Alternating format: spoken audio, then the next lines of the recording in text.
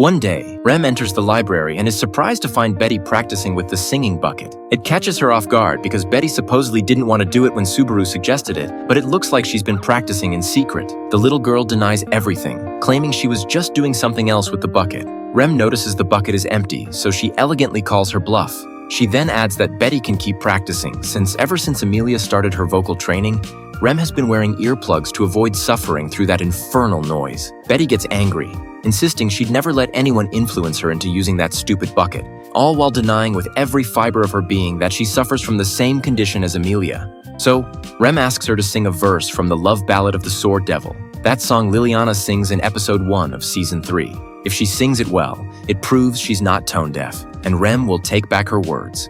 However, Betty neither confirms nor denies anything. She just claims those are all lies spread by that nasty-eyed, black-haired insect. Rem asks her, if that's the case, why was she holding the bucket so close to her head? Betty claims she was simply going to use the bucket for one of its other purposes. Then the maid asks, what other uses does it have besides cleaning? Were you planning to wear it? Bieko just says she never thought Rem was capable of talking back like that. Rem corrects her, pointing out that, in reality, they've never really had a chance to talk and get closer since they met. The text doesn't explicitly say it, but the series makes it clear that if they're able to talk like this now, it's thanks to the changes the protagonist has brought to the mansion since his arrival.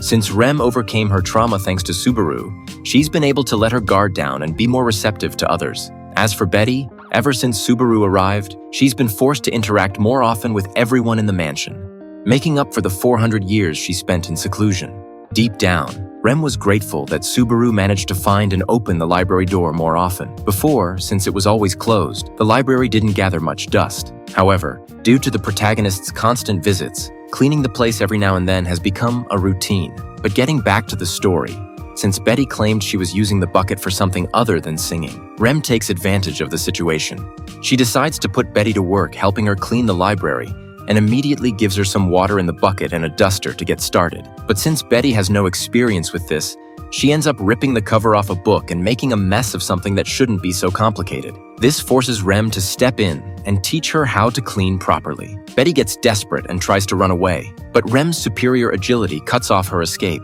It is said that on that day, Betty received a full crash course in cleaning from Rem, all while cursing Subaru for having opened that place so many times. More content like this on my main channel.